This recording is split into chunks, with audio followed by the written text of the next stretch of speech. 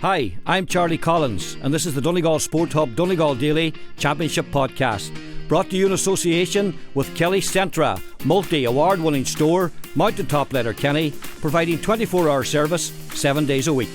And many thanks to Kelly Centre here at the Mountaintop for their support for the Donegal Daily Donegal Sport Hub Championship Podcast. The Michael Murphy Championships have reached a very vital stage with the quarter-finals at Senior and Intermediate next week. We'll be looking forward to those later in the programme.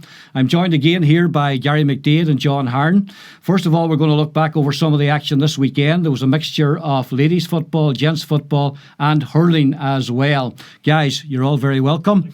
Looking forward to hearing your views on those championship matches, the last 8 of the Senior and Intermediate later. But John, let's start with the hurling. St Eunan's getting a victory over Burt yesterday, 317 to 116. Conor O'Grady with 2-5, putting them through to the semi-finals. A bit of a surprise because Burt had beaten McCool's on Friday night, and I think we're expecting to beat St Eunan's in Burt yesterday, and that would have avoided them playing Setanta in the semi-finals. So a big result for St Eunan's. Big result for the boys, Jerry. And they've been putting a lot of effort in this last few years. Paddy Flood and the lads out there, and bit of a problem now and again with the dual players. We've got some very good dual players, Conor Park and Conor O'Donnell and Sean McVeigh, Niall O'Donnell, Sean McVeigh all day. I don't think Niall's playing, he's concentrating on the football. So that's tough on the hurlers, Charity, but the football's the big one. But there's 5 or 6 of them boys, and if they can get them on the pitch, Brian Mack, and keep them fit, they're a big help to the hurlers. So to go to Burt and beat Burt, Charity, in the championship, I don't think St Eunan's have done it very often in the recent past. So that's a big result for the boys. And now, maybe avoiding Setanta in the semi-final probably helps them too, because it's a bit of a bogey team for our lads to beat Setanta. So they've got Buncrana now. I know is it away it is, or is it neutral? We don't know yet. We're not sure about that. We're not actually sure about that yet. No. I know Buncrana were setting the world alight earlier on, and they were the pace setters. So I suppose Setanta may have taken the sting out of their tail and brought them down a peg or two, but I think our boys will be happy enough. Now, I think them games might be played for a wee while. It's a couple of weeks from next weekend, 18th to the 20th. I was just talking to Paddy Flood earlier on today. So hopefully there'll be no crossover with, maybe a hurling game on us, but I don't think that's going to happen. No, I think that's the break between the semi-final and the final for the football that weekend. Gary, interesting point from John. Buncrana, 3 out of 3, looking very strong. Setanta went down, maybe said to them on Friday night, we're the bosses here, and that'll give Setanta a great boost going into the semi-finals. Yeah, it's funny, I looked at that result as well, Charlie, and I was like, I agree with what you're saying, Setanta's in as well, but are Buncrana being coy here and kind of throw in the game because they know that if they want to win this title, they're going to have to beat Setanta, and as I always say, to beat the Kingpins, you'll never beat them twice. You might beat them once, and it's very, very achievable. So as to beat them once, and you learn a lot. Cunning plan, then. It could be. I could be wrong, but I was just thinking about that when I saw the result. Especially when I saw it was very one-sided. I thought it'd been a lot closer. But are they maybe drawing Setanta into false security? So they are now. Because everybody would fancy Buncrana Setanta final going on the results to date, so it'll be interesting to see how it plays out. 2 interesting semi-finals, John. We've got Setanta against Burt, old friends, old foes, old enemies, whatever you want to call them, and you've got the new boys on the block, Buncrana and St Eunan's. One of them's going to reach a final, which is refreshing to see. It is, and I suppose we've been in a couple of finals, Charlie, this last few years, but we've never got over that hurdle of Setanta in the final, or probably Burt going back maybe 6 or 7 years ago. But I suppose Burt, Cherry, this year haven't been going that well, but they've still got to semi-final. That's they're going to one team one team was going to lose out, and it wasn't Burt, so they're there with a fighting chance. And as you say, listen, there's plenty of history there and rivalry with Setanta, but Setanta this last few years, Cherry being the top team, and with Declan Coulter there, signing from Armagh, and that big boost in this last couple of years. So it's going to be very hard for Burt, Cherry. But from the other semi-final, Buncrana or St Eunan's. So Buncrana would, I'm sure, love to get to a final, and as Gary said, maybe being coy there with that result against Setanta. So I don't know. Listen, Charlie, it'd be nice to see. Maybe I know our boys would love to win a championship, Charlie. Some of them are, Setanta last year. Beat Setanta last year, and they lost another final maybe 3 or 4 years ago. So they would dearly love to win a county title, Charlie, and I suppose Buncrana, the up and coming team, and they'll be thinking maybe if it's not this year, they're on the right path too. Yeah, are Buncrana under a wee bit of pressure now, Gary? Because we rightly praised them for the opening 3 matches that they played. As you say, that's a heavy defeat. Maybe there's reason in what you're saying, but they're taking on St Eunan's now, who they would expect to beat if they can get the form back that they had for the first 3 games. But maybe St Eunan's set a question down by going to Burton winning that, you know, they're not going to be rolled over easily in the semi-final. It's interesting, you know, you look at it both ways, but like when you look at the form guide to date, when you look at the scores, like Buncrana are the form team there. When you look at the two sets of results, them and St Eunice, so like I would definitely be giving the nod to Buncrana. You nearly think, looking that St Eunice have gone back a notch to where they were last year. I mean, they were kind of the new kids in the block like Buncrana are this year. I think roles have reversed for both those teams this year, and I'll give the nod to Buncrana, Charlie. Okay, we'll look forward to that. Now, as we said, those matches are due on the 18th to the 20th, the Friday to the Sunday. The junior semi-finalists are Rua, Dunlow, Setanta and Carndonagh. Good to see a mixture of teams in there as well. That semi-final draw hasn't been made yet, but those matches will be played that weekend as well. Very busy weekend with the ladies this weekend in the Donegal Centra Stores Ladies Football Championship. There was action at intermediate, at senior, at junior A and junior B. Let's start with the intermediate final, John. St Eunice 2-9, St Knowles 1-16. I watched the first half of that game, the streaming's a fantastic job over the weekend. I watched a bit of that game, and I watched a bit of the Glenfin-Moville game and the Urus game as well. St Eunice started well, a couple of goals in the first 14 minutes, but what I saw and what I heard, St Knowles deservedly taking the title. Yeah, no, the same as that, Charlie. I watched it on the TV too, because obviously no one could get in, and even the chairman couldn't get in, so I was a wee bit disappointed with that. But no, Charlie, disappointing now from our point of view. At one stage it was at 2-5 to 1-8, I think, at half time, and you know, we got off. You're a point behind at half time. Sorry, maybe 1-9. Yeah. We got off to a good start, but no, St Knowles came back into it, Charlie, and I suppose, you know, in the second half they dominated, and our girls found it hard, but. Fair play to St Knowles, Jerry. You know, as we said, it's great to see many teams that we say there's 39. There was 31 teams in ladies football this year. So, you know, fair play to them. I know our girls, Jerry, are kind of trying to re-establish themselves as a senior team, and we've got a very good minor team, and we've got a good under-16 team, and a lot of them girls are coming through. So, you know, probably disappointed not to win that intermediate final yesterday. And Alan McConnell and the boys and Kevin McGee put a big effort in, but it's a good experience for the girls, and listen, they have to regroup and come back again next year. But ladies football in St Eunice is getting stronger, Cherry, so you know that's good, and there's a lot of work being put in it on the age level. But congratulations to St Knowles. I'm sure great celebrations down there as much as they can, but you know it's great for anyone to win a county title at whatever level, and fair play to them. Absolutely. You know. So Knowles in a good place. I mean, their senior men team in the senior championship and retained their position quite comfortably, and they end up with 4 points, Gary.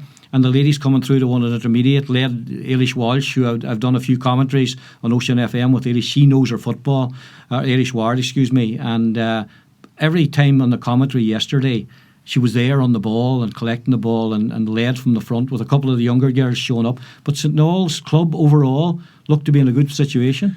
Yeah, they have good foundation in place, and won the intermediate last year at the men, won the intermediate at the women this year. I mean, you can't ask for any more than that, and both of them now, the women will be hoping to emulate the men that they did this year and maintain their senior status when they go up next year. But listen, they'll be happy to hang up the boots now and have a nice long winter ahead. Yeah. But that point that you made, Cherry, there about, you know, St Knowles being in a good position and men and the ladies going well in the men. But like a lot of clubs are putting a massive effort in at all levels, you know, and it's great for the GAA, it's great for society in Donegal that we're offering outlets for the young people, be it boys and girls. You know, you just look, Terry, you've been around a long time, me and Gary have been around a long time, but you go back even 20, 25, 30 years, the way facilities were around the county, the way teams were organised, you know, it was, you know, but success breeds success. If you have success at a high level, and we've had it county teams, men and women, there's a filter down.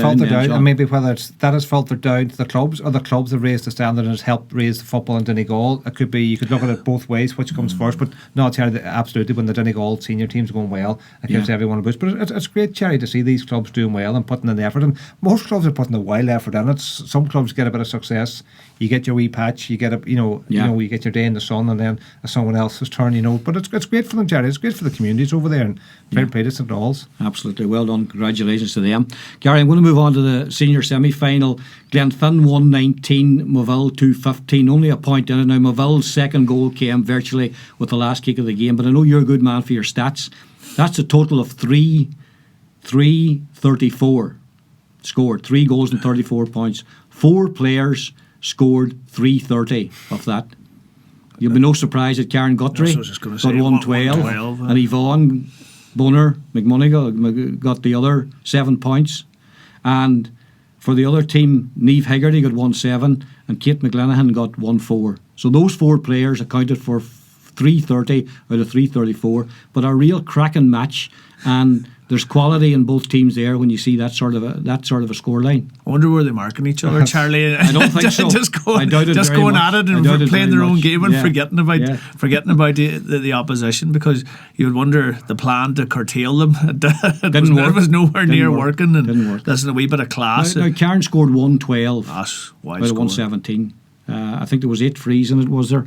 I think she scored 8 frees, but I mean, that left foot of hers was kicking frees from everywhere, you know. I watched a good part of that game. Cracking game, cracking. Yeah, and I think it was level up to the 51st minute. Moville were never out of it, you know. They were always there. Listen, when we were in Moville, myself and yourself yesterday at the men's game, I have a few complaints now from the executive. Too many frees. About the free count, etc. So they were a bit unhappy. But listen, probably Glenfin, maybe themselves to blame for that tough game. They kind of had their cards against Termon in the last group game. A lot of the big names sat on the bench and didn't bother. It's nearly like we were talking there a minute ago about Buncrana and Satanta. I mean, they were being coy in that last group game because they probably knew themselves, listen, we'll have enough to get over Moville, but they nearly got caught, Charlie. They did. Yeah. And Glenfin, Termon final. We'll look at it more in a week or two's time when it's due, but that'll be a cracker because they'll not be keeping anybody on the bench that they need to. That's it. And I suppose, you know, this last few years they've been going head to head at it, you know what I mean? I suppose Termon won the All Ireland a few years ago, probably 4 or 5 years ago now, with Fancy and Trevor in charge, and then Glenfin have won a couple of county titles. So they're Ulster, they're the big two, Charlie. And you know, I suppose will it be the battle of Geraldine McLaughlin and Karen Guthrie or Yvonne McMonigal or Yvonne Boner now? So I suppose, as Gary would say, if Gary was in charge of any of them teams, I'm sure he would come up with a defensive plan that would curtail these. So I wouldn't be surprised. He wouldn't do that. He'd play a good open ground game of football. Charlie? I think so. I think he would have a plan for Geraldine McLaughlin. So I wouldn't be surprised if Francie Martin's on the phone. Is Francie in charge of? He was last year. I'm not sure this year. Might have Gary McDaid over to Glenfin to come up with a defensive plan for Geraldine McLaughlin. They might have to call. Termon will lead one of their own. Sean the Decent, he's there. So he's there. God knows who Sean. He'll have a plan. He'll have his own plan, so he'll not be looking for any help. But you would think, no. But in fairness, you know, in fairness to the ladies, Charlie, it hasn't got too cynical, and they do go out to play football. Because if you were, like you would say, if we stop Geraldine McLaughlin, we might beat Termon. I know they've got other good players as well, but. And same thing for, you know, Termon would say, well, if we stop Karen Guthrie, can we beat the thing? And, you don't want to see them getting dirty, Charlie, or you know, pulling and dragging that. So fair play to the ladies. They do play it in the right spirit, and fair play to them, because, you know, as you say, that game at the weekend was brilliant. Score for score, you know what I mean?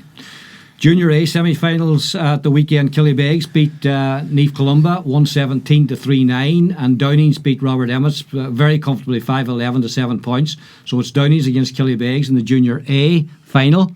In the Junior B final yesterday, played in Carndonagh, it was a big derby match. Urris 3-12, Malin 2-6. And Nicole Gordon was the main player there for Urris. And what I saw, I watched a bit of that on the stream as well. Great victory there for Urris. In the Junior B plate final, Burt beat Muff. And in the intermediate plate semi-final, Ardra had a 3-9 to 110 victory over Nivora. So that leaves us with these fixtures.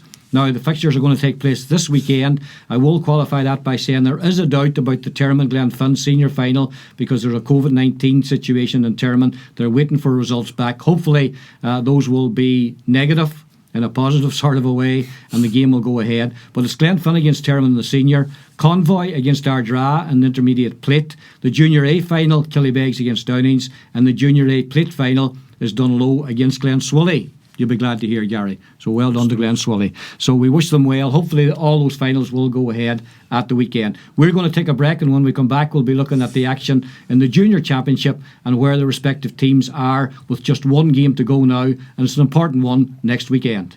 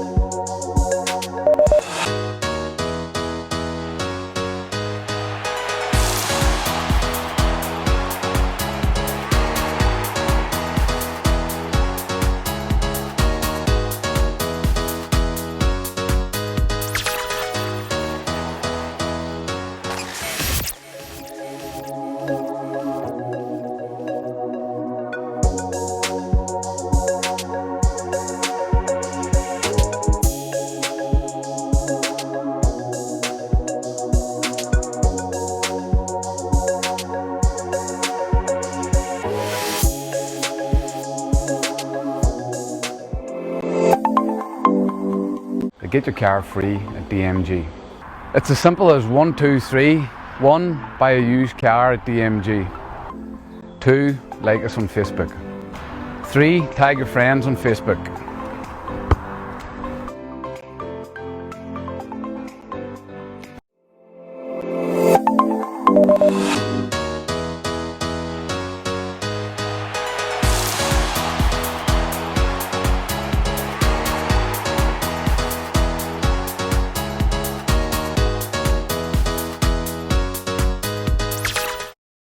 Welcome back, and remember, Kelly Centra at the Mountaintop, our sponsor here on our Championship podcast, and their steak dinners for only €11 are available at the weekends on Saturdays and Sundays in their award-winning diner. So give them a shout and get the benefit of that.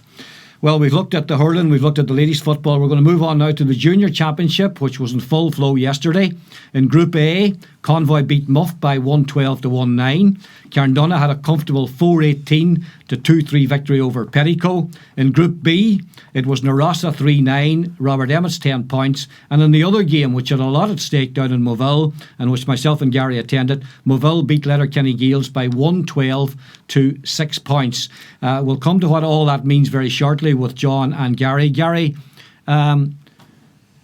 very comfortable victory for Moville. Were Moville very good, or were Letterkenny Gaels very poor, or was it somewhere in between?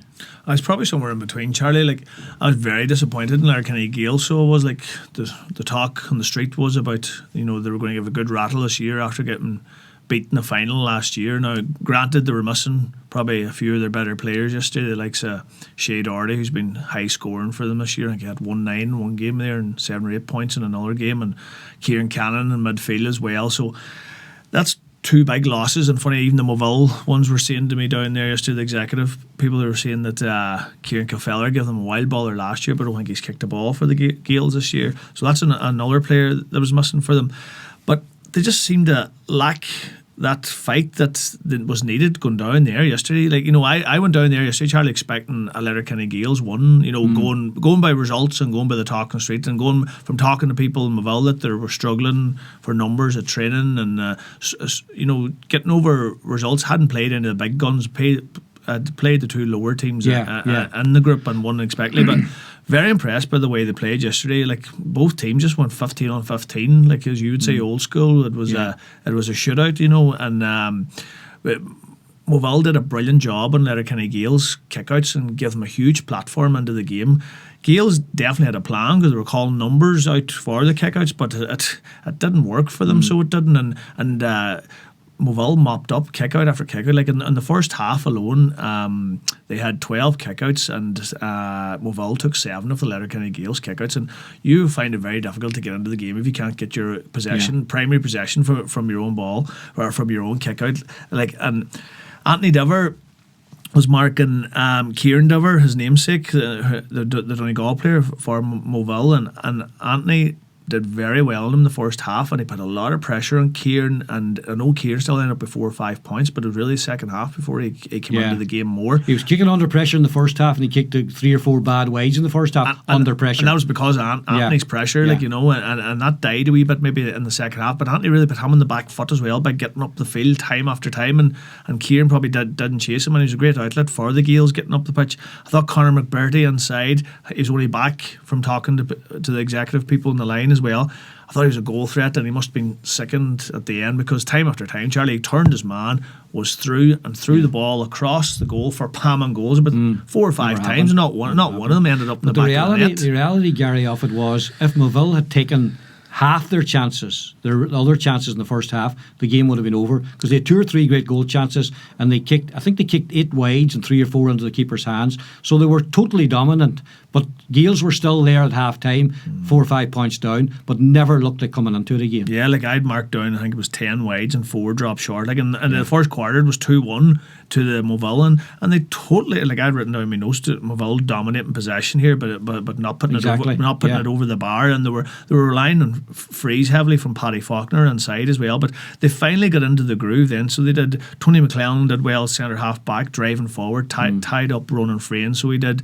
Mallory McDermott was strong around the middle. Good battle with him and Patrick Doherty from the Gaels, who tried very hard for the Gaels as well and got on a lot of ball and try to lead the fight for them, going in the opposite direction. Listen, I talked about who was missing there for the Gaels. Moville were missing Danny Murphy, so they were former Donegal player. I think Danny will be early 30s now. And Seamus Haggerty, who's their club secretary, early 40s, but still would start if he's fit, so he would. So two men that definitely would help the scoring board for them as well. They'll be delighted with that result yesterday. Like no one would have saw that final score. It was 112-6. It came in at the end yesterday. Charlie. I wasn't at the match, and I wouldn't be no expert on the junior football, but just picking up on what Gary said there about the Gaels, they didn't show enough fight. I seen them last year out in Donald Park a couple of times. They played out there, was it Narossa in a semi-final, and then they played the final against Buncrana. And Gary, you would know more about this. They seem to be a very young team. They're lacking a man of 29 to 33 or 4, a couple of them boys that have. Well, I think Keane Cannon would have been a man they were missing yesterday. They seem to be a very young team, so maybe they're lacking them boys, 3 or 4 boys in their late 20s, early 30s. As you mentioned the Moville boys, who I wouldn't know, but you're saying that they're one boy's in his 40s and he's still playing. So they have experience. They have experience. They have a nice mixture. So at that level, it could be maybe the Gaels are lacking that bit of leadership from people, boys that are big and strong and maybe can slow a game down or throw their weight around at the right time. I don't know, Gary. Ray Quinn came on yesterday for Letterkenny Gaels, who usually starts now. I don't know if he was picking up a knock, and he came on the full back line and he gave a presence when he came on. And he was as a leader, like he would be a lad in his late 20s, around the 30 mark, so he would, and he would be a leader. But it's a good point that you made. No, they are very young. There's a man inside that plays inside the number 15, Charlie, the boy from Emmyvale that came up. Brendan O'Brien. Yeah, the name escaped me there. So it's like he's a man in his mid 30s as well. Right, so maybe they should look to him maybe for a bit of leadership as well. Because Conor McBurry, it's hard for Conor, supposed to try and he's been the leading marksman for years there. Can't do it every day. No. They're up against it now, John, because they're going to finish third now. Mathematically, they could finish second if Downings are hammered by Moville next week by 14 or 15 points, which is unlikely to happen. So the Gaels, I'm saying they're in a quarter final now, and it looks as if they're going to have to go to Carndonagh, who finished second in the other group. That's going to be a tough one for them now. Absolutely, because Carndonagh are going to have their tails up. We said that Carndonagh, have their tails up this last few weeks. They bet Oris the week before. Big derby. And they bet Pedigo, which, we probably expect to do that there. But Carndonagh, with Conor O'Donnell playing well, they've got that bit of class that maybe the Gaels are going to. I know Conor McBurdy's a good player, but Conor O'Donnell, if he can get into his groove, and Carndonagh will have the one, they'll have the one behind them now, Jerry, and they'll be looking forward to that, a home draw against the Gaels, and they're probably thinking the Gaels maybe are one of the top 2 teams, maybe favourites, and I suppose they would like nothing else, and they dump them out at the quarter final stage, and if that happened, it'd be a real disaster for the Gaels. Convoy into the semi final, continuing to look the strong. Now, they only won by 3 points on Muff yesterday, which, Muff hadn't been going particularly well. You'd expected Convoy, but they're doing enough to win. They got 4 1s out of 4, so you can't argue with that, Gary. Yeah, that's what it's about. Listen, and we probably give Muff a bit of stick last week here. Maybe that G'd them up, so it did, that they haven't brought through these good underage teams, and maybe those boys listened to that and said, listen, we need to stand up here to export, because they still had a chance, Charlie, of qualifying yesterday if they won that game. So they did. And there was nothing in it at half time, because I was actually keeping an eye on the scores as well. But even, I forgot to mention there in the Moville game, young Owen O'Doherty deserves a mention. He does. It was a wing forward for Moville yesterday, and I was actually asking, the lad was doing the scoreboard beside me, and he says football's not even his best sport. He's an unreal golfer, playing of 1 or 2, but he's only after doing his leaving cert, so he is, and he was just a delight, so he was, to watch. And Gael struggled with him. They changed the marker at the water break and put Brian Dover over on him then, but Brian still had his hands full with him. Brian's a good player, a former college's all-star as well, so he is. And listen, he's one for the future. Hopefully the likes of him. Now you'd worry about them smaller clubs when these lads go to college and that, will they come home then, because they can't afford to lose a player like that. Yeah. There's only one game to go now in Group B, and that's a big one next weekend in Downings. It's Downings against Moville. The situation in that group is Moville are on 6 points and plus 26 points difference. Downings are on 5, so a draw will do Moville next week to top the group and go straight into the semi-finals. Downings have to win that game to go into the semi-finals. Letterkenny Gaels are on 5 points as well, but they're 13 points worse off and score difference, so they're going to finish third in that group. Urus have finished third in Group A, so it's Convoy, Carndonagh and Urus. So that leaves us, we have it there. We're predicting that the quarter-final is going to be Carndonagh against Letterkenny Gales and Urus against the losers of Moville and Downings. Convoy are in the semi-finals and they'll be joined by the winners of Downings and Moville. Quick tip, boys. Downings, Moville, Down and Downings next week. I will go for Downings at home, Charlie. Okay. Yeah. And I would have said that the same as I would have said Letterkenny Gales before the weekend, before I saw Moville. But I seen Downings in the flesh as well, because we would have played them in that regional league. So they did, and they're putting huge effort in there. But I think it'd be an interesting match, Charlie. And I know Anthony Duggan, he's a busy man, so he has been principal in Moville there and trying to manage the senior club team. Fair play to him, and he's Eamon Redden and helping him, former Donegal player. And he told me after the game they won't be going looking for a draw, they'll be going looking to win. Well, you know what, I'm going to actually think it could be a draw this weekend. Interesting. So that will decide then the final lineup for the the junior championship. Okay, we're going to take another short break. When we come back, we're moving on to the senior championship. We've got 8 left. Who's going to be the 4 going through? John and Gary will give us their views right after this short break.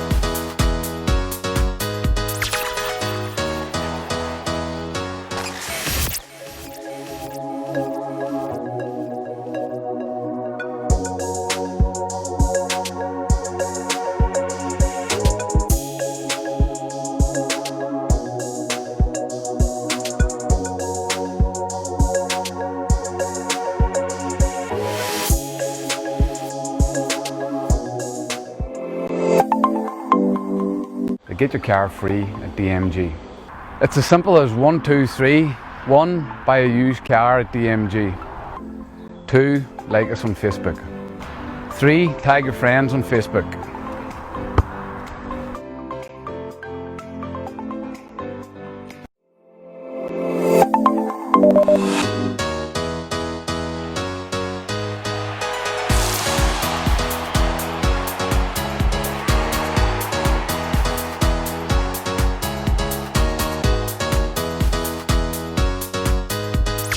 And you're welcome back once again to our championship podcast. I'm joined here by John Haran and Gary McDaid, and I want to mention our new look studio. A lot of compliments about it last week. I think it took some people by surprise. Well done to Tommy here at Full Tilt Studios for producing and looking after us. So I hope you like it. We got a bit more makeup on John this week, so hopefully he's looking a little bit better. And just to remind you that Kelly Centra at the Mountaintop, their steak dinners for only €11 are available at the weekends on Saturdays and Sundays in their award-winning diner. Thanks to them for their support. Right, guys, let's go to the senior stuff. John, the big 4 of home advantage next week. We talked about them when we were in here first. The first week we were in here, the big 4. There was a couple of slight blips along the way, you might say. Not too many for the big 4. But let's start with Niamh Connell, the reigning champions, against Glenfin. A repeat of last year, a game that was played out in Glenswally. Glenfin gave them their fill of it for a long, long time. Are they likely to do that over in Glenties next Saturday? I would like to say, Charlie, that they will, but I can't see it. So, there's no point beating about the bush. I think it's going to be Niamh Conall the whole way. I think possibly they could steamroll them. I'll say that here now. Yeah. The way they've been going, Charlie, that looks like it. The disappointing thing from Glenfin, I know they started well enough in the championship, and they did. They had 2 victories and a draw against McCoos. But as we said, we keep saying is that with teams at their own level, and as soon as they came up against a big team like Kilcar, at Glenfin were at home. So I was disappointed, Charlie. I thought if there was any fight in them, I'm not saying there's no fight in Glenfin, they always is, and they can always do it in the championship. And after me saying now that they're going to be steamrolled, I'm sure the steam will be coming out of their ears. Absolutely. Mark McGinty will be playing it to them. But motivator. I would have thought at home to Kilcar in that championship game that they would have came out, all guns blazing and try to lay down a marker, or try to get stuck in or do something, because they already were in the quarterfinals. And why just roll over and get beat at home in the championship game, Charlie? I don't like that attitude. Now, maybe Gary said earlier about the hurling with Buncrana. Maybe they were saying, listen, we'll hold back here and we'll just rest players.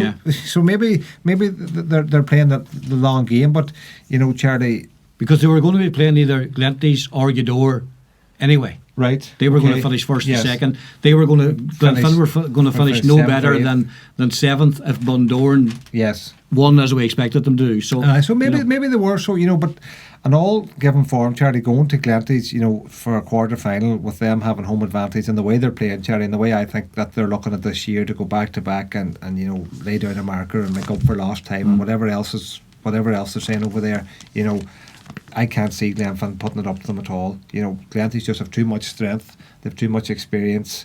Can't see unless, Charlie, they're complacent. But I can't see that. The vibes coming out of Glenties that they're not complacent.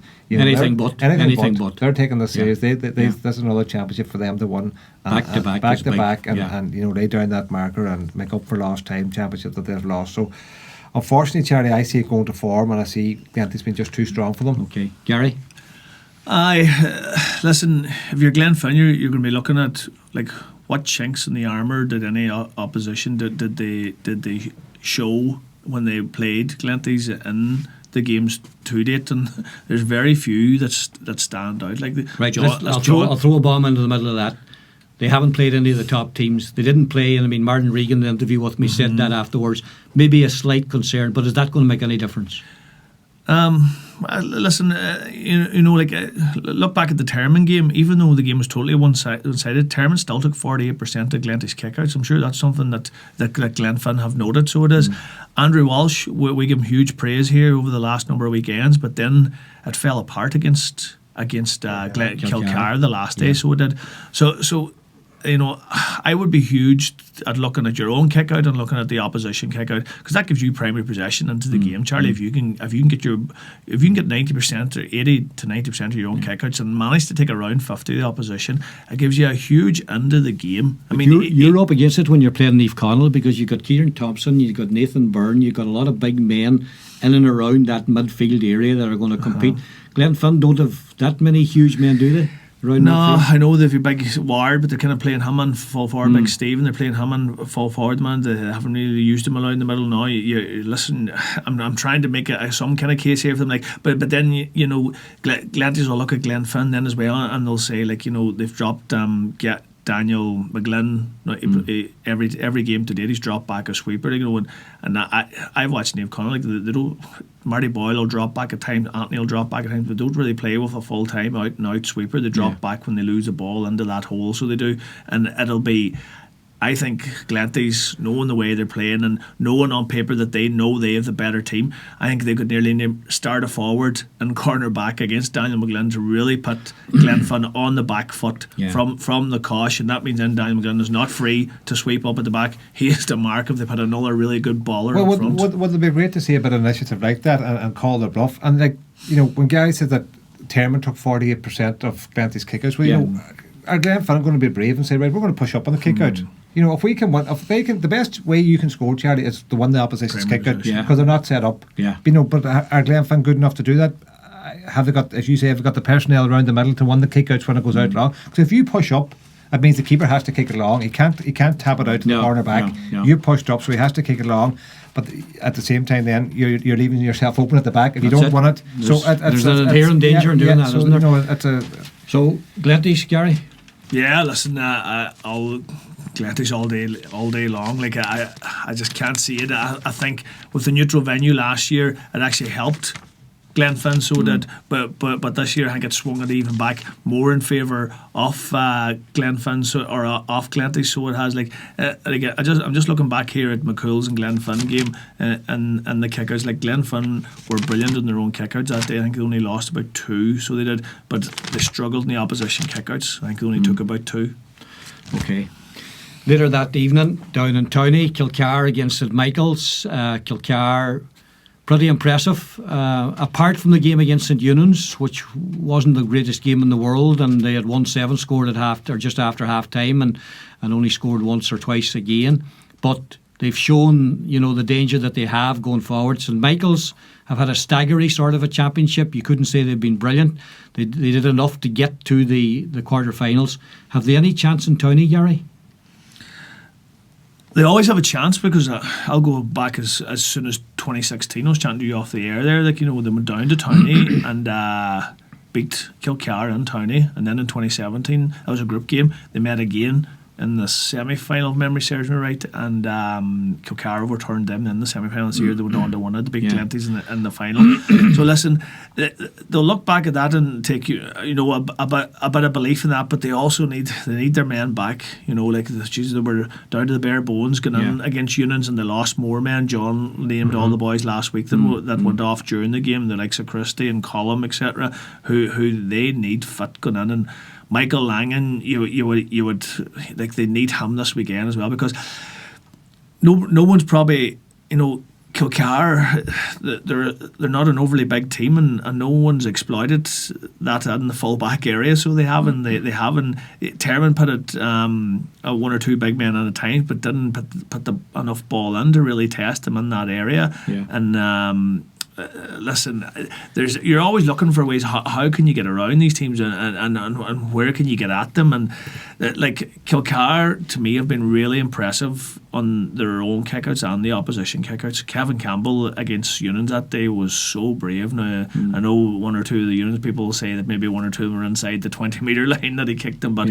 I thought his bravery that day was brilliant. So it was like, he kicked them and he was under huge pressure at the edge of the D, so he didn't give it time after time. And they're brilliant on the long. Even they press the opposition's kick all the time. They do, and that gives them, like John's on about there, it gives you a huge end of the game if you can get the opposition kicker, because they're not set up, and the speed that those lads have, and they'll be open to the likes of Steve McBurdy back this weekend as well. Like Kilcar, like St Michael's will look at it. Mark McHugh has done nearly what Daniel McGlynn has done for Glenfin every game. He drops in a sweeper, so like, are St Michael's going to read that, or are they just going to go and do their own thing, or are they going to try and react to that there? What they've done in the previous game, whereas St Michael's kind of changed their games up. They've changed every game up the way that they've played, depending on who they're playing. Against St Eunan's, they probably went the most defensive, because they're probably trying to watch the scoreboard going in against that game.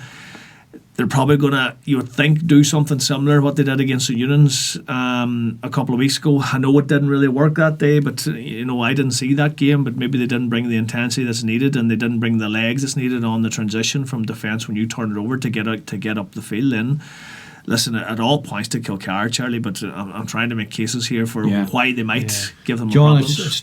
The rest of the games so far were in a league situation. This is knockout now. You might as well go and have a go, and get beat having a go as beat trying to defend and getting beaten anyway. Well, I think so, Charlie. Because St Michael's tried to set up defensively against St Eunan's, and it was okay for a while, but once our boys got comfortable on the ball after 17-18 minutes and started finding the passes and got 3, 4, 5 points up, the steam went out of St Michael's.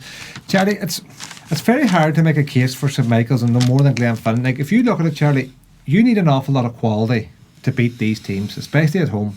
Like, I know St Michael's they've had quality, Charlie. I think the quality's gone out of their team. I think they're just too old. I think Colum, and Christie, Martin McElhenney was good enough against St Eunan's, but if Michael Langa's not fit, they're good players, Charlie. When they were at themselves 4 and 5 and 6 years ago, when they could have won championships, they were a team for anyone then on their day. But that's gone, Charlie. There's no way St Michael's are going to go to Kilcar and beat them. I don't think they're going to go to Kilcar and maybe keep it to within 10 points. I just don't see it, Charlie. As you said, Kilcar are very brave. They'll push up, and at home they're very good, and they will get scores. Like, if St Michael's, lie in and be defensive, Cherry, they're not going to score at the other end because Kilcara will hold on to the ball. Like, and if St Michael's were to, I don't know, Cherry, they would need 3 or 4 goals, and I can't see that happening. I just don't think they have the quality, Cherry, when they do have the ball, to, as you guys says, to break out of defence, to hold on to it, to try and get up the field, to try and find Colm inside if he's even fit to play or whatever. They just don't. I don't think they have enough. It takes years for that there. Yeah, you would know. It takes a lot of training and a lot of time and a lot of patience to go through that there and get them well drilled. And I just think that, bar the top 4 teams at the minute, these other teams just don't have the quality to do that, Cherry. And I don't, Like Colin McFadden had probably been Colin had probably been one of their better players in the games before they played St John's, but then they probably took away from their attacking threat because he was playing wing forward and he caused us huge bother. And a lad I know well from coaching a couple of years in the 20s because he's like a bull calf getting out. So he is. He just runs and runs and runs. So he does, and he's such power. And they actually put him back marking Niall from what I heard that day. And I know Niles is an unbelievable player, and they probably thought we need someone that's fast and strong, and he is all that there. But they took away from their own threat. If St Michael's are going to have a chance at the end, then they need the likes of Colin McFadden on the forward line, not in the back line, because Colin will get scores and John's on with goals there. Colin McFadden's good for goals. Yeah. You want to come down to the fence there, John? You're kind of no, uncertain there. My only thing about Kilcara, Cherry, and they will beat St Michael's, I've no doubt about it, and they'll probably beat them easy. But my thing with Kilcara is that the last few years, when they come up against one of the teams at their own level, they find it hard. You know what I mean? And that's going to be the test. That's not this weekend. No, that's not going to be that. No, they'll have too much for St Michael's, without a doubt. Yeah, and Kilcara have been very strong defensively. I've been very impressed by Barry McGinley at the back. I thought Keelan O'Leary in our club would give him the run around, but he didn't. He tied him up and Keelan had pace to burn, so he has. And the last day he tied up Jared Ward, so he did as well. Two completely different players. Porrick Carr's a great marker. Cherry, just finally, I know Conor McShane's back there, but in Kilcara's defence has got criticism over the years, but listen, Cherry, they're good defenders. And they've Ryan McHugh centre back just to control the Kilcara for both of you. Yeah. Okay. Sunday, Gweedore versus McCool's, repeat of what happened last week. McCool's gave a very good account of themselves down there. Maybe Gweedore were holding back, but it's unlike them to do that. So have McCool's any chance now? Will they be encouraged by what happened last weekend in the league section, or will they maybe misjudge the situation, John, and feel, we can do the same again? They probably have to believe, Cherry, that they have a chance. They're going to have to look at it positively, because if they don't, there's no point going down there. So, McCool's have had a good enough season. You know what I mean? They're going well. Joe McKelvey and Paul Rouse there. So, a lot of experience in the management team. They'll be putting the time and effort, and they'll be having them well prepared. Everyone knows what Gweedore are about. We've seen enough of them this last 3 years. That good team that they have. But McCool's will go down there, Terry, thinking they have a chance. They probably, after the first 3 games, I'd give McCool's, to run it closer, maybe to put up a better fight than St Michael's or Glenfinwell.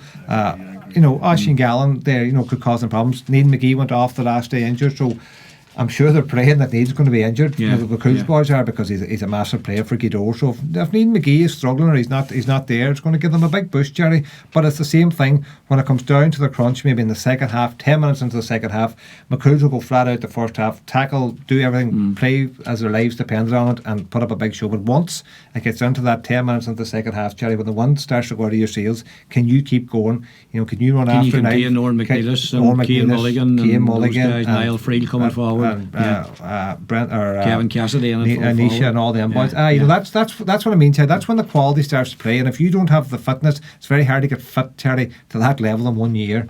I know it's a new management in McCool's, but these teams have been there. Kilcar, Glenties, Gweedore, St John's. They've been at that end, of the championship, and they've a lot of experience. So when it comes down to that, there could be experience that'll catch McCool's out. Who knows, Charlie? But I just don't think they have enough quality yet to trouble Gweedore. They might. I think they'll give them a game. Yeah. It won't be one-way traffic, and it'll be a good test for Gweedore. But Gweedore at home, Charlie, they'll edge it out in the one by 5 or 6 points. Concur, Gary?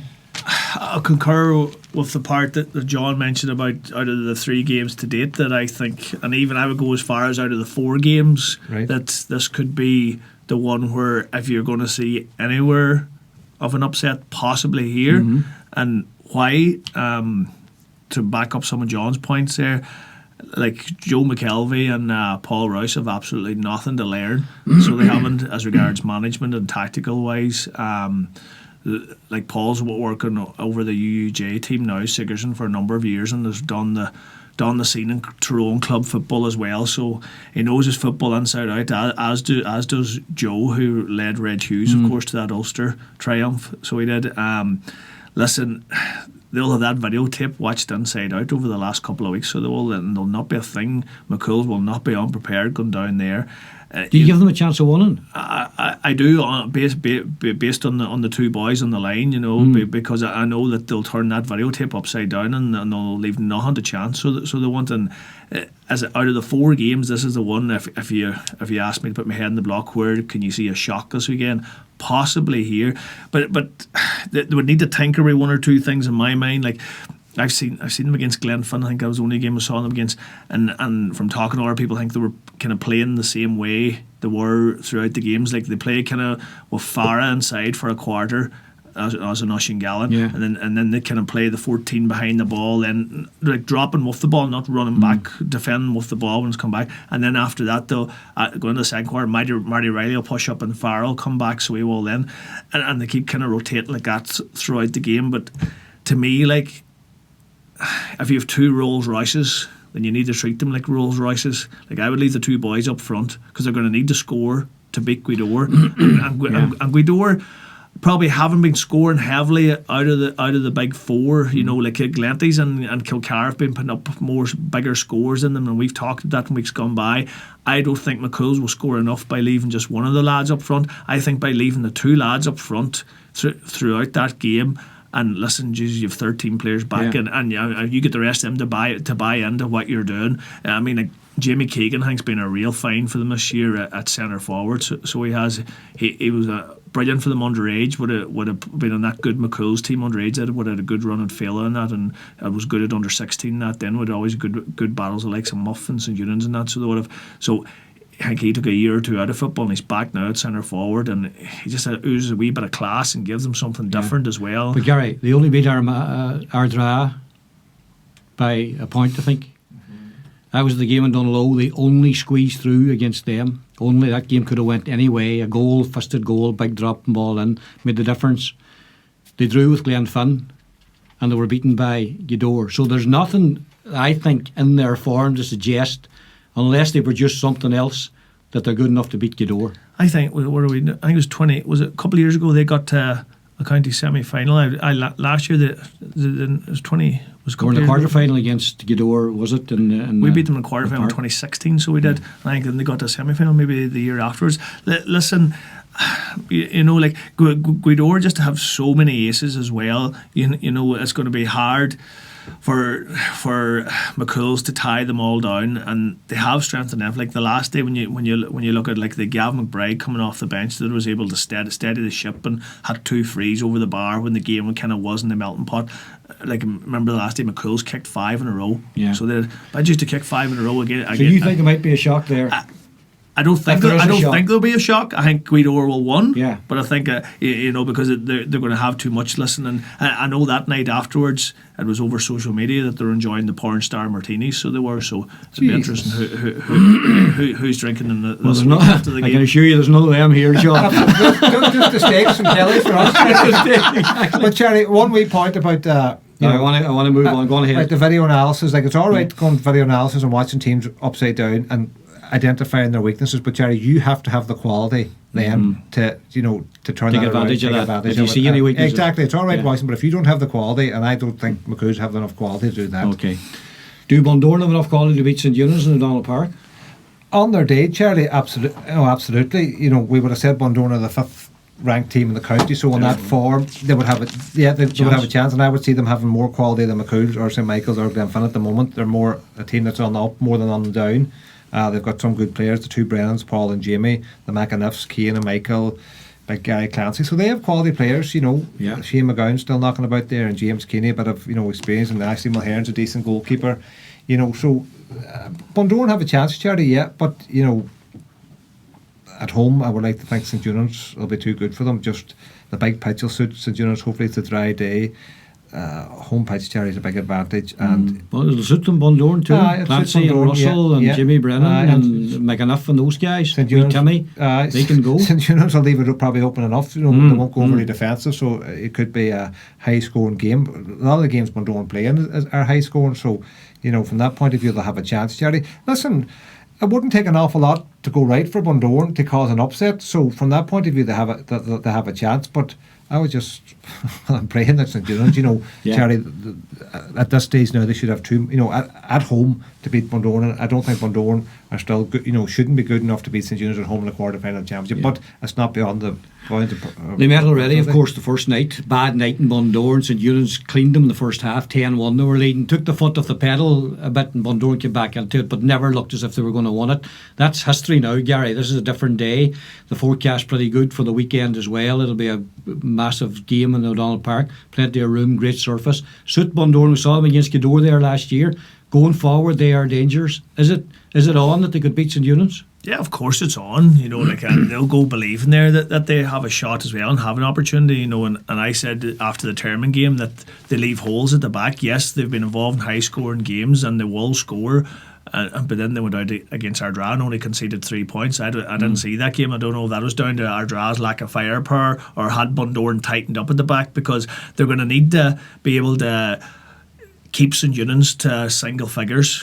So they are, if they want to get over the game this weekend, Charlie, because if they let them get over kind of 12, 13 points, then they're not gonna win the match. So they are because themselves, they are scoring highly and they're always like the last day they had 115, had something similar against Termon, so there's 2 or 3 goals as well on top of that, But if they can shore up the defence, they have a chance. But like St. Eunan's, I think they have strength and depth all around the field. They probably have the strongest squad, along with Niamh Connell now going into the last 4. I just think that super strength and depth. So they have, regardless who's missing, there's someone able to come in and fill that place. And listen, so ifs and buts and maybes, but the big 4 to get the semi-finals. That's about it. Yeah. So. All right. Friday night, by the way, just before we take a short break, is the relegation playoff games, both over at the Centre of Excellence in Convoy. 7 o'clock, Milford versus Termon. Big derby match there. Ardra against Dunlow follows that at 8:30. The winners of those 2 matches will be in the Senior Championship next season again. The losers of those 2 matches will meet, and the losers of that will be in the Intermediate, and the winners will stay in Senior Championship. So plenty at stake over on Friday night as well. I'm going to take our last break. When we come back, we'll have a quick look at the Intermediate Championship.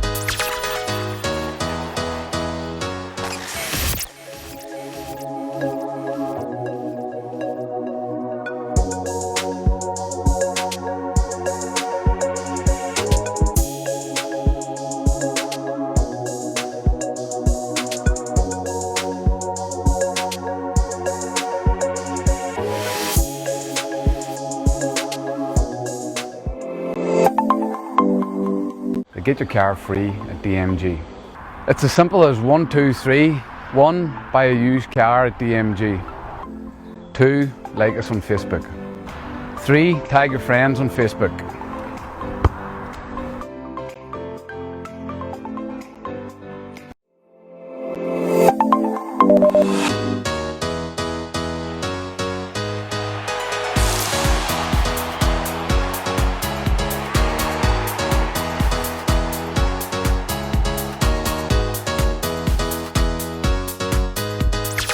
And you're welcome back to the last part of today's programme, our Championship podcast in association with Kelly Centra at the Mountain Top. Many thanks to them for their support as we look at the Michael Murphy Championships here in Donegal. Kelly Centra, the steak dinner is available for €11 at the weekends on a Saturday and Sunday in their award-winning diner. Right, lads, the Intermediate Championship quarter-finals, the top 4 in the league section get home advantage. So we've got Buncrana against Fannet Gales, Niamh Columba against Malin, Cloughaneely against Red Hughes, A. Rua against Nivora gets us underway on Saturday at 12 noon. Nivora, did they flatter to deceive, John, in their first 3 matches with 3 victories and then came unstuck, and now they have to go to Father Tierney Park, which is a tough place to go? Yeah, Charlie, maybe not flatter to deceive, maybe it's a bit harsh on them. I think fair play to them because they've been getting it tough down there this last few years, you know what I mean? And, it's not easy for them down there. Relegated the league, to Division 4. Was it Division 4? Yeah. So, fair play to them to get them 3 victories. I'm sure they're delighted. I'm sure they're happy to still be in the intermediate and they're in the quarter final now rather than a relegation battle or whatever. So fair play to them for getting their act together and getting back on the horse and going well there. And it gives everyone a lift. But going to Ballyshannon, Charlie, they're going to be up against it. And we've chatting about Ballyshannon all year that they're probably maybe the strongest team in that. Or probably the favourites to win that intermediate. I know Gary keeps putting the pressure on Niamh Columba, but A. Rua, Charlie, a strong team with a lot of tradition, and I think they'll definitely have too much for Nivora on Saturday. Gary, potentially the game of the quarterfinals, I think anyway, because I've seen both teams. Cloughaneely against Red Hughes down in Falcarra on Saturday evening. Cloughaneely, we've talked about this, and they're probably fed up here, and they stagger through games they stagger through them. But they got 7 points out of 8 with all their staggering, giving teams a start and catching them or getting a good start themselves and let the team catch up. If they do that on Saturday evening, they're going to be in trouble because Red Hughes had a poor start to the championship. They won the last 2 matches to get in to this quarter-final, and they'll punish them. So Cloughaneely better be on their P's and Q's. I think Red Hughes, Charlie, were involved in another high-scoring game at the weekend there in the regional league, so they were. And it'll be an interesting game now. If the parade wasn't open to the neutrals, so it wasn't. But I think those games are going to be streamed this weekend. It definitely one worth tuning in for because you're going to get plenty of scores. As I said to you before, Cloughaneely probably feel on paper they're good enough to beat anyone 15-15. That's probably why they're playing that way. But maybe now in the knockout football, they've no chance left if they mess up now. So maybe try and bring a wee bit of structure to their play. Maybe I'm not sure they can with the mentality they have. I'd be pulling my hair out watching them. Yeah. The talent they have on the pitch is unbelievable. But they allow teams back into games. Yeah. Which against a good team, someday you're going to be caught. Yeah. Charlie, I was chatting to Donald Curran, Falls. I met him down in Marble Hill yesterday, and he's involved with Cloughaneely, and he was saying that they're looking forward to the game. He says they're not underestimating Red Hughes. He says they've watched them and they said that they are good. He was saying Steve McMenamin, young Bradley, and Lyndon Gillespie's son. He says very good. Yeah. So from the Cloughaneely's point of view, I think they're hoping Jason McGee might be fit. He's struggling. He's warmed up in all the games so far, but didn't play. Obviously, maybe they were keeping him. Maybe they felt he was. Donald was saying that I think maybe the county physios are looking at him and maybe they're telling them what to do and what not to do. So that's putting pressure on him too. I suppose maybe not to be playing, but I think he said that he calls him the big fella. That he's mad to play, and I think he's getting a bit fed up at this stage. So I wouldn't be surprised if Jason McGee just throws off the tracksuit top and goes straight in midfield, Charlie, and go at it. They're in the quarter final of the championship now. So as you say, it's a pity, Charlie, that spectators can't go to all these games because they're cracking matches. These are cracking matches. We'll go on to Sunday. Gary, Buncrana against Fannet Gales. Buncrana again, very impressive. People were underestimating them coming up from junior, but they've shown they're good enough, and Fanet Gales are through to the quarterfinals with only 2 points. But I know you think they're a better team than that. Aye, they are, and they were in the tougher side of the group as well. So they were, and young Mark McAteer really took the fight to Airua in the previous game at centre forward. He's going to need a lot more help this weekend. Now, I haven't seen Buncrana, but from talking to people that were at that would have played against them in the previous games, they said they're very physical. So I think Fanet could struggle in the physical stakes. Like they've Keelan McGonigal and Peter McLaughlin in the middle of the park. And those two boys are about 6'4", 6'5", so they are. And there's nobody, Charlie, in intermediate football would have a midfield pairing of that size there. And they're able to dominate the kickouts on both sides, so they are, because they've such size and strength. And Fanet, I touched on their kickouts in the previous game against Airua. They struggled to get their own away, and they had 3 in the full back line against Airua's two full forwards. Now, I think from listening to people at Buncrana push all up in the kick-out, so as they're going, unless they come up with a plan to get the primary possession of their own kick-outs, they're going to struggle, because then if you look at it inside, Buncrana have the likes of Jigger and Big John Campbell. Big John missed last week through injury, but maybe Michael Langan or Jason McGee, they were keeping him back, But can you imagine, like that's an unreal two boys in the middle of the park, and then to have two boys that have played inter-county football playing inside at intermediate level as well. Two great finishers. And then you look back then at the defence, and they have your man, the hurler, Jack at full back, Jack O'Loughlin full back, apparently flying for them, and is able to mark all the best forwards that are going. And you have Bruce Waldron then at centre back, and Owen Doherty's kind of the old head in the team. He's there for hitting all the frees as well.